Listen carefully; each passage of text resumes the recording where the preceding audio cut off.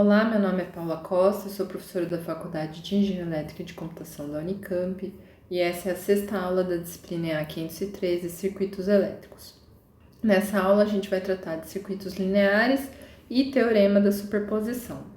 Nas últimas aulas da disciplina, a gente vem discutindo uma série de técnicas de análise de circuitos e na última aula a gente estudou substituições de fontes e circuitos equivalentes de Thevenin e Norton. Muitas dessas abordagens elas só são possíveis de serem adotadas porque, na verdade, nós estamos aí restritos ao mundo dos circuitos lineares, né? Então, algumas dessas abordagens, elas só são possíveis porque, até o momento, a gente vem tratando de circuitos lineares. Então, nessa aula, a gente vai discutir um pouco melhor o que significa um sistema ser caracterizado como um circuito linear. E nós vamos estar tratando de conceitos que, na verdade, extrapolam a disciplina de circuitos elétricos. Então, ao apresentar o teorema da superposição para circuitos, na verdade, a gente vai estar tratando do princípio da superposição, que é um princípio comum a sistemas lineares e que aparece com frequência em diferentes áreas da engenharia, como uma estratégia de simplificação, de análise de sistemas mais complexos, tá? Os circuitos que a gente vem analisando até agora, eles são caracterizados, por exemplo, por fontes de tensão e corrente que são fontes ou independentes, ou seja, o valor delas não depende de nenhuma outra corrente ou tensão do circuito, ou são fontes vinculadas, fontes que dependem de alguma corrente ou de tensão no circuito, mas a relação matemática de dependência é linear, né? Então, essa é uma das primeiras características desses circuitos lineares que a gente vem trabalhando. E, além disso, até o momento, a gente só vem trabalhando com circuitos resistivos, né? E os bipolos resistivos, eles são lineares. Então, a gente vai discutir também um pouco esse conceito de elemento linear. Então, nós vimos trabalhando com circuitos lineares porque a gente tem fontes dependentes com relações matemáticas lineares ou fontes totalmente independentes e bipolos que guardam uma relação tensão-corrente linear. Uma maneira alternativa da gente olhar para um circuito elétrico desse tipo é a gente, de fato, utilizar aí um paradigma de sistemas, né? Então, num sistema linear, a gente tipicamente pode imaginar que o sistema vai estar sendo excitado por alguma fonte, tá?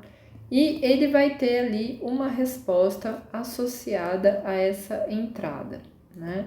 Então, a gente pode imaginar que isso aqui é um sistema linear, né? Onde a gente submete uma tensão de entrada, uma corrente de entrada, uma excitação, tá? E a gente observa uma resposta. Que resposta é essa? É a resposta que a gente pode medir por meio de tensões e correntes em algum ponto do circuito, ok?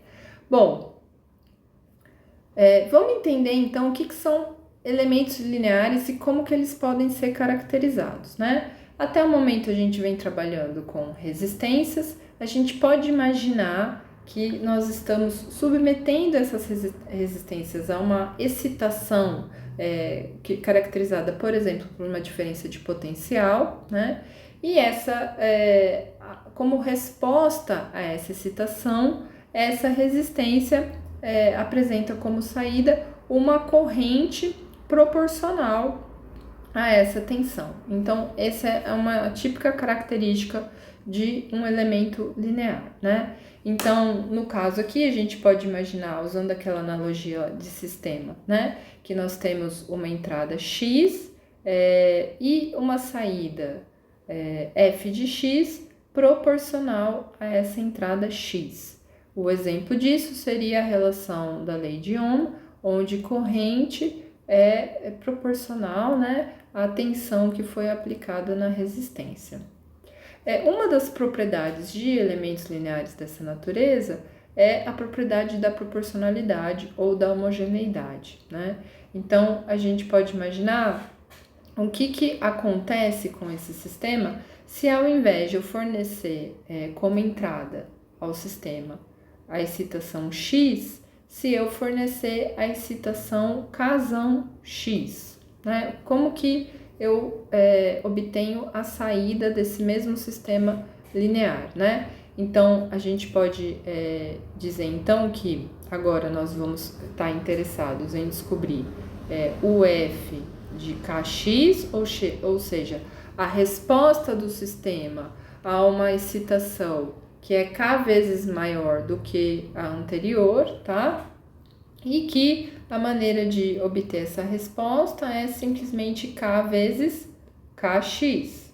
Mas a gente pode remanejar os termos, né? E aí a gente pode colocar o K para fora e o Kzinho para dentro, né? E com isso a gente vai ter que a saída do sistema com uma excitação K vezes maior, ela é equivalente à saída anterior multiplicada por Kzão. Então, o resumo disso aqui tá aqui embaixo, tá? Então, essa é a propriedade da proporcionalidade. Então, se a gente aumenta K vezes a excitação, a resposta do sistema vai ser K vezes maior. Se a gente diminui a excitação, a resposta do sistema linear vai ser diminuída também de maneira proporcional, ok? Como eu disse, até o momento a gente vem trabalhando com elementos lineares do tipo resistências, mas em breve a gente vai estar trabalhando com capacitâncias e indutâncias, e aí então as relações tensão e corrente que a gente vai observar, elas são baseadas em derivadas de primeira ordem. Então, para capacitâncias e indutâncias, a gente vai observar relações onde ou a saída, a derivada da saída, né, é proporcional à excitação de entrada, ou a saída ela é função da derivada da excitação de entrada. E aí vem a pergunta, para esses elementos, né, que são caracterizados por essas relações, a propriedade da homogeneidade é mantida? Então, sim, a resposta é sim. A propriedade da homogeneidade também é mantida. E eu deixo aí como exercício para vocês substituírem o valor de x por um valor kx maior, né? E verificar que a propriedade da homogeneidade é mantida. Agora, uma outra característica interessante de sistemas lineares vem da propriedade da adição.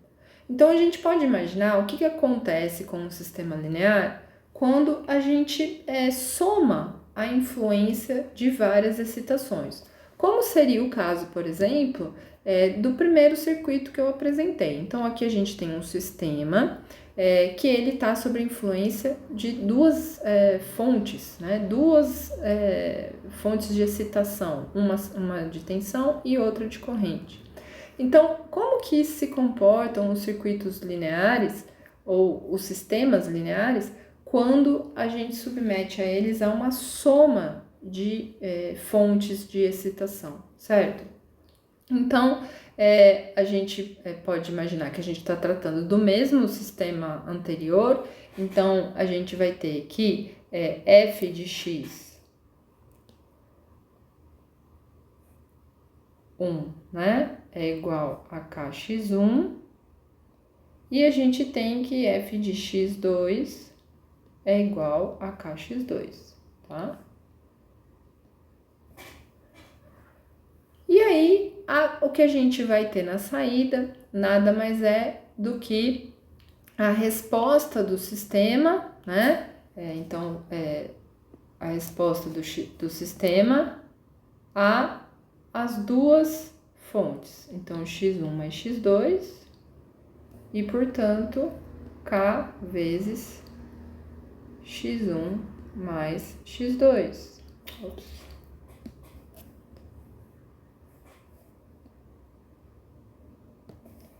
a gente pode entender que isso, então, pode ser substituído por Kx1 mais Kx2.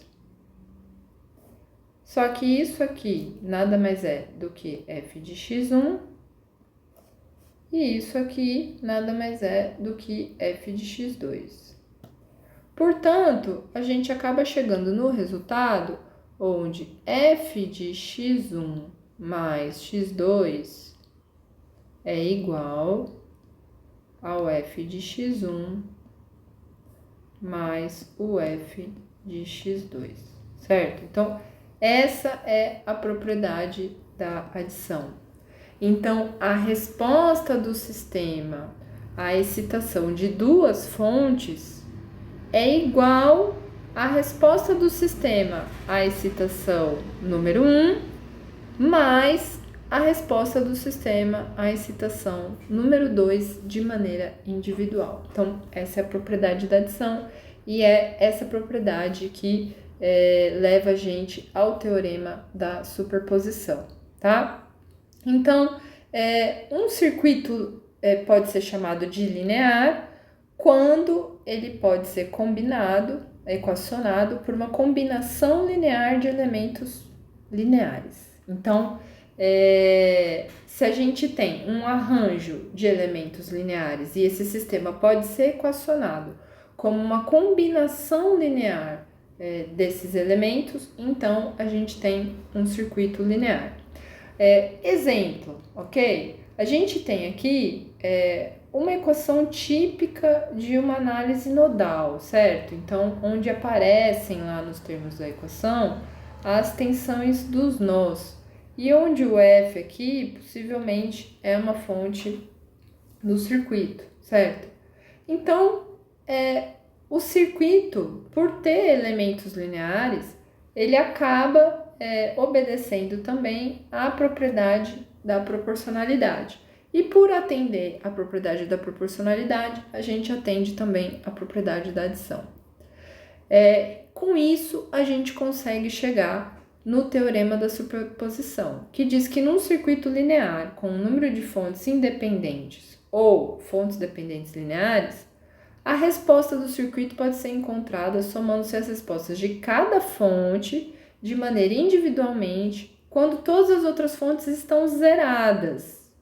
Então, no fundo, é aquela história. Se eu tenho um circuito cheio de fontes, a resposta do circuito a esse sistema, onde as fontes estão todas ligadas, é igual à somatória das influências de cada fonte quando uma única fonte está ligada e as outras estão desligadas. O que é essa figurinha aparecendo aqui do lado, tá? Ela é só um lembrete que esse teorema da superposição, na verdade, ele aparece, né? O princípio da superposição, ele se aplica a diversos sistemas em engenharia. E aqui é um exemplo típico onde, se você quer analisar o movimento de uma roda, você pode considerar o movimento dessa roda primeiro como o movimento de rotação somado ao movimento de translação. E essa mesma analogia acontece para diferentes áreas e diferentes problemas da engenharia. Vamos falar desse teorema da superposição de uma maneira um pouquinho diferente, tá? Mas a gente vai estar sempre falando das mesmas coisas, tá? Então, a gente pode dizer que a corrente total em qualquer ramo de um circuito linear é igual à soma algébrica das correntes resultantes da atuação de cada fonte separadamente. Ou ainda, a tensão nodal é igual à soma algébrica das tensões resultantes da atuação de cada fonte separadamente. Como é que a gente computa as correntes ou as tensões separadamente? Bom, a gente vai zerar as outras fontes. A gente deixa uma fonte ativa e zera as outras fontes. Então, como que se zera fontes de tensão? As fontes de tensão, ao serem zeradas, elas são substituídas por curtos circuitos, porque essa é a resistência interna de uma fonte de tensão ideal. E as fontes de corrente? Como se zera uma fonte de corrente? As fontes de corrente devem ser substituídas por circuitos abertos, tá? Então, vocês devem se lembrar, né? Qual que é a resistência interna de uma fonte de corrente ideal, certo? Então, as fontes de tensão elas são zeradas e substituídas pelas suas resistências internas ideais. Então, vamos agora fazer um exemplo, certo? Então, nesse exemplo aqui, a gente quer descobrir o valor de V0, tá? Então, os dois exemplos que eu vou apresentar nesse vídeo, eles foram tirados do livro Agarwal, né? Agarwal é o autor, tá? Deixa eu olhar aqui o nome do livro. Foundations of Analog and Digital Circuits. Então, Foundations... Ops.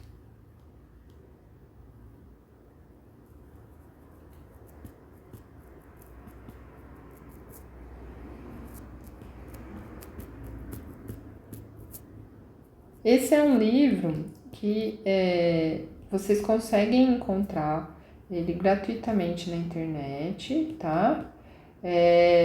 Porque os autores disponibilizam uma versão do livro e é um livro muito interessante porque ele, na primeira parte, trata bastante da teoria básica de circuitos elétricos e na segunda parte ele transiciona já um pouco para o mundo da eletrônica. É um livro que tem uma abordagem bastante interessante, tá? Bom, então os dois exemplos que eu vou tratar agora são desse livro e a gente vai tentar resolver esse circuito que é muito simples pelo princípio da superposição, né? Então, o primeiro passo vai ser a gente zerar a fonte de 6 volts, tá? E tentar computar a parcela da tensão V0 dada pela fonte de 5 volts. Então, para isso, a gente vai redesenhar o circuito, vou redesenhar aqui em cima, tá? Então, a gente vai ter 5 volts, 1 quilôohm aqui, mais 1 quilôohm. A fonte é zerada, a gente substitui ela por um curto-circuito, ok? Bom, o que a gente tem aí é um claro divisor de tensão, nós temos 2 resistores de 1 quilôohm e a gente quer saber a tensão nesse ponto, né? Então, a tensão nesse ponto vai ser 5 volts dividido por 2, tá? Então, isso é o V0, mais na parcela dada pela fonte de 5 volts. Agora, a gente vai calcular a parcela de V0 dada pela fonte de 6 volts. Então, a gente redesenha o circuito, só que agora zerando a fonte do lado de lá. Então, vai ser substituída por um curto-circuito. A gente vai ter aqui mais menos 6 volts. Aqui, tô mantendo o mesmo desenho só para não confundir ninguém, né? Então, aqui, V0, né? Novamente, temos um divisor de tensão. Então, só que agora a fonte contribui com metade de 6 volts. Então, vamos ter que o V0, considerando a fonte de 6 volts, vai ser 6 sobre 2, tá? Agora, qual que é o valor do V0 final, né? O valor do V0 com o circuito completo. Basta somar as duas tensões encontradas. Então, o V0 vai ser igual a 5 mais 6 dividido por 2, 11 dividido por 2, 5,5 volts, certo? Então, com isso a gente conclui esse exemplo. Agora vamos para o próximo exemplo. Nesse exemplo, nós temos uma fonte de tensão e uma fonte de corrente.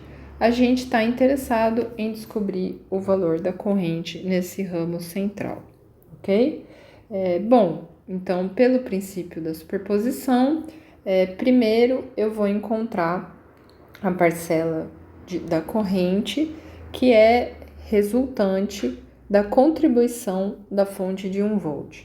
Então, eu vou redesenhar o circuito, vou deixar apenas a fonte de tensão.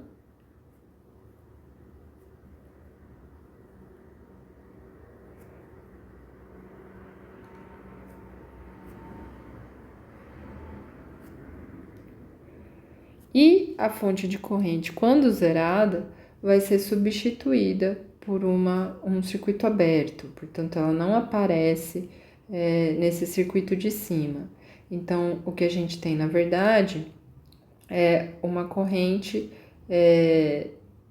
que a parcela da corrente I aqui, né, resultado de 1 volt, da tensão da fonte de tensão de 1 volt, ela vai ser, né, vai ser igual a 1/4, certo? Amperes.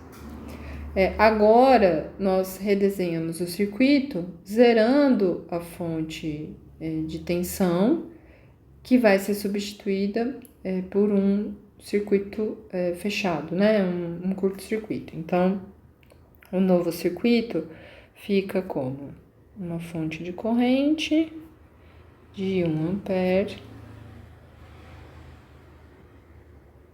o resistor de 2 ohms, outro resistor de 2 ohms. A fonte de tensão é substituída por um curto-circuito. E, portanto, a gente acaba tendo aqui esse resistor em paralelo com esse, né? Os dois de mesmo valor. Então, a gente vai ter como resistência equivalente, né? Desses dois resistores em paralelo, vai ser 1 ohm. Portanto, a tensão, a queda de tensão entre esses dois pontos vai ser 1 volt, porque é 1 ampere multiplicado por 1 ohm. E a corrente, né? A parcela da corrente proveniente aí da fonte de tensão de 1 ampere vai ser 1 ampere, vai ser 1 volt, né? Dividido por 2 ohms, portanto, meio ampere. Meio ampere aqui embaixo, 0,25 aqui em cima. Logo, a corrente total vai ser 0,75 amperes. Então, tudo isso para mostrar para vocês que a gente acaba ganhando com o princípio da superposição mais uma técnica de análise de circuitos que vai se mostrar bastante útil, principalmente quando nós estivermos trabalhando com circuitos RLC, que são os circuitos com resistências, indutores, capacitores, e com fontes cujos valores de tensão e corrente variam com o tempo.